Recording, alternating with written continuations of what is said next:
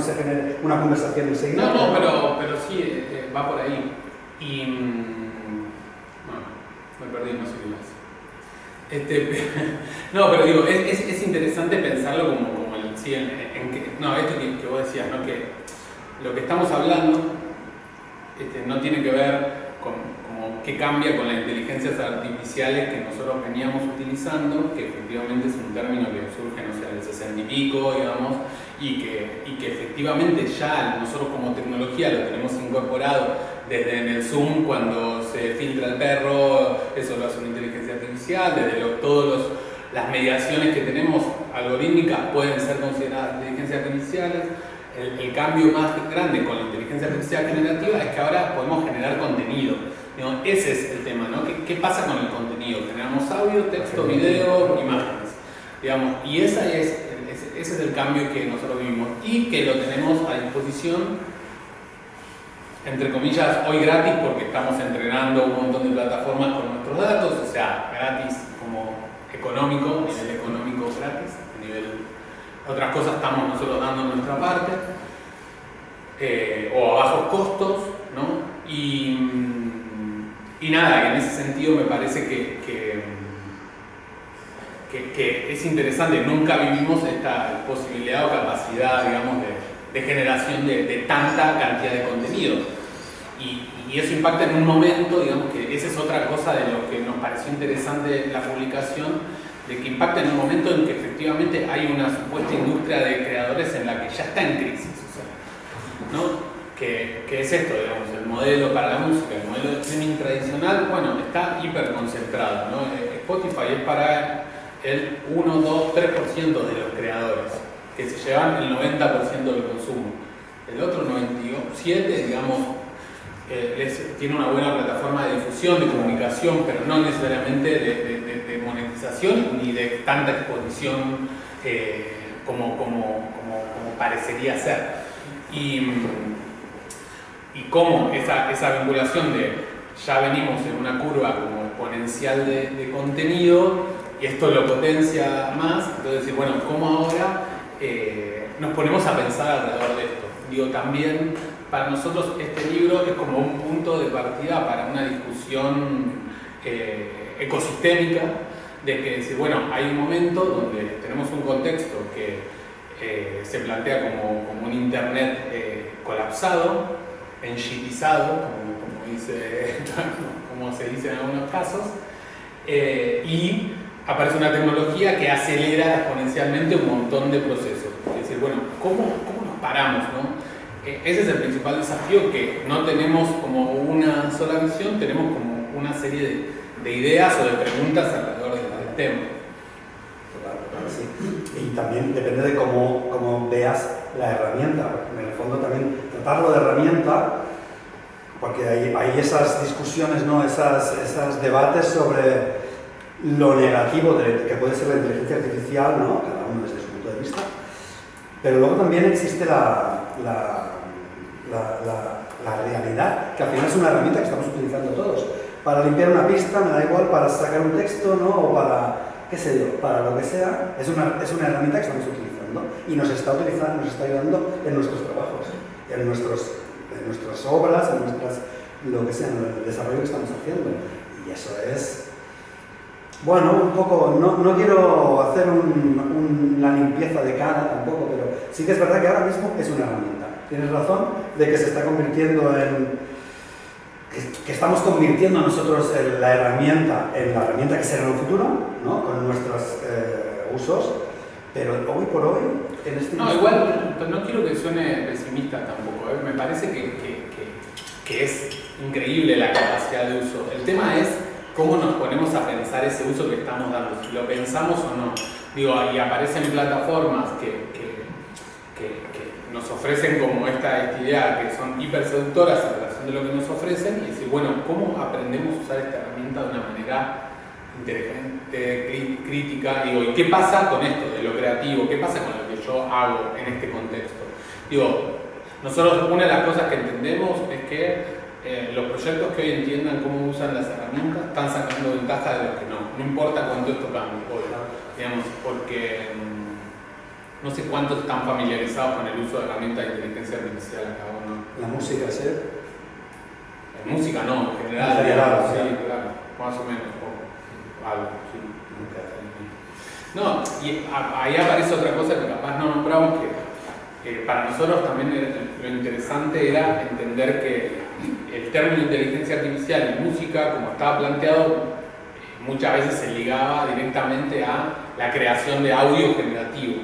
Y la visión que nosotros le damos en la publicación es todas las tareas que tiene que pensar un trabajador de la cultura, de la música, en su proyecto. Y decir, bueno, ¿dónde se ve impactado por la IA en ese sentido? Bueno, en hacer una gacetilla, en hacer un copy para redes sociales, en hacer una imagen, en hacer un video para promocionar algo, en armar una gira, en armar miles de cosas que en la día a día que efectivamente cuando un artista crece necesita un equipo y puede tenerlo, pero la mayoría de los proyectos no.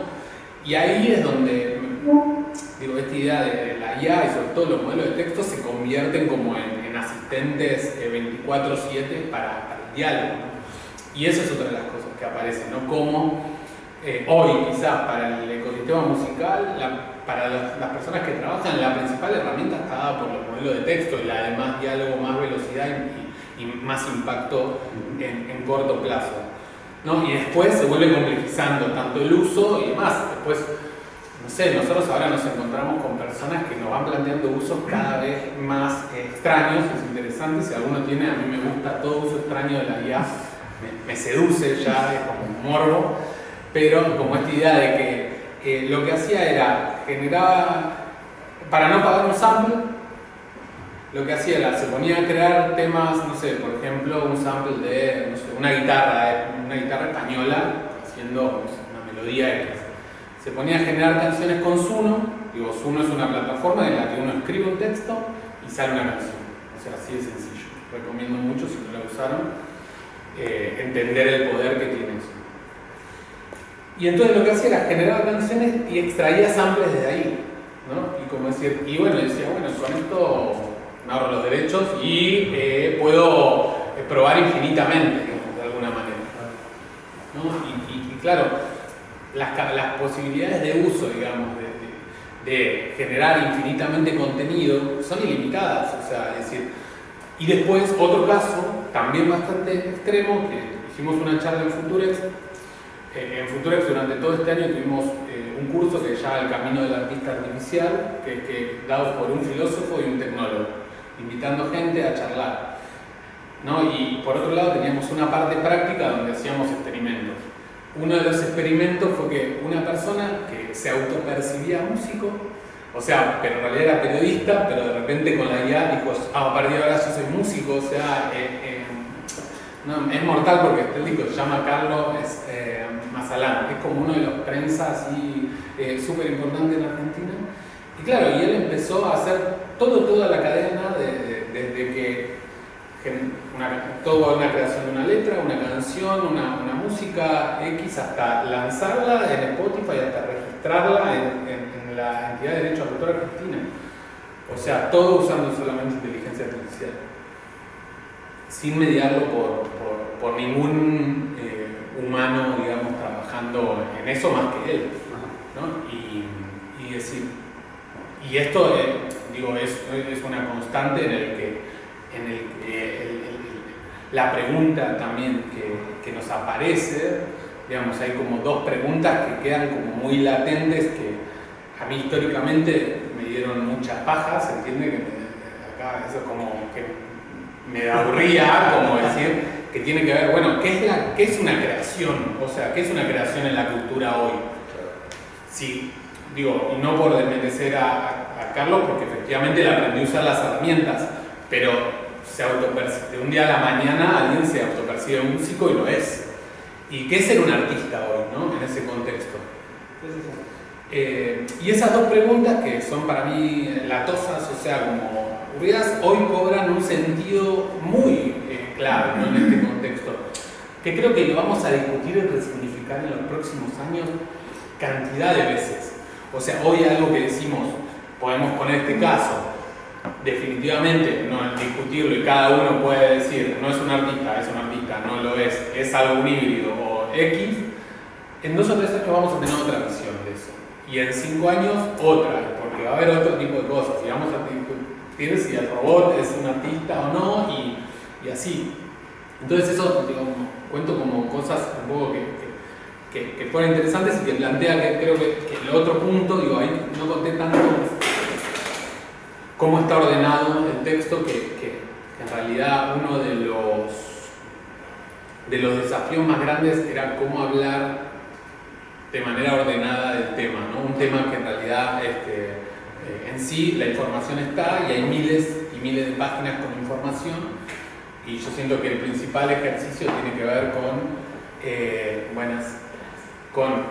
la curaduría, ¿no?, del contenido, con acotar miles de páginas de información o miles de informaciones sueltas en un contenido y que cuente una historia, y que después entender esa segmentación que nosotros armamos dentro de una caja de contexto, que es un poco lo que hablamos al comienzo, usos, que tiene que ver también con esto que estamos hablando ahora, de cómo se utiliza esta tecnología, y por el último, debates éticos y legales.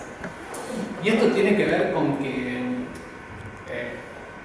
lo que nos pasaba era plantear como el uso de la inteligencia artificial de una manera experimental y hacernos las preguntas éticas al mismo tiempo, era como un colapso. O sea, era como, no avanzo, o sea, apago la plataforma, digo, uso el chat GPT y me pregunto, digo, de lo más básico, ¿no? Que todo este material con qué fue entrenado, digo, bueno, hoy lo tengo que dejar de usar de alguna manera, porque efectivamente no lo sé, o uso Suno, que efectivamente ellos plantean que está entrenado con toda la música de internet, digo, no me dan ganas ni de jugar de alguna, no es que no me dan ganas, digo, entro en contradicción muy fuerte y trago. Y separarlo, digamos, con este formato, bueno, Majo, que está ahí, fue parte del focus group legal y ético que hicimos, fue interesante también para bueno, tranquilizar, decir, bueno, la usamos como hoy para experimentar y para sacar información, y discutimos cuáles son los temas éticos que nos llevan, si lo llevamos a otro campo, o lo vamos pensando en paralelo, ¿no? Que en realidad quizás a nivel sociedad son los más importantes, ¿no? Pero digo, y también entendiendo que siempre cada disrupción tecnológica trajo como una serie de debates en los que algunos ajustó, empeoró, digamos, pero pone el quiénes somos, digamos, como sociedad al frente. En ese punto, bueno, el principal, lo que primero apareciera es todo el tema de deepfake, ¿no? De las copias estas, que fue interesante discutirlo, de que, o sea, la mayoría lo que traía era esta idea, bueno, un artista conocido, posiblemente ya muerto, un artista, cantando una obra, ¿no? Y decir, y claro, ya esta acción ya tiene capas de éticas, ¿no? De decir, bueno, estás reviviendo a un artista cantando algo que capaz nunca hubiera elegido, y cómo eso, digamos, nosotros lo pudimos analizar desde algún lugar, desde, bueno, esto efectivamente trae un montón de preguntas. Y después, ¿qué pasa con lo que efectivamente se hace legalmente? Que de repente, no sé, familiares aceptan poder hacerlo, pero el artista no sabemos si hubiera querido o no cantar eso que está cantando, ¿no? Y capaz es una publicidad incluso de algo.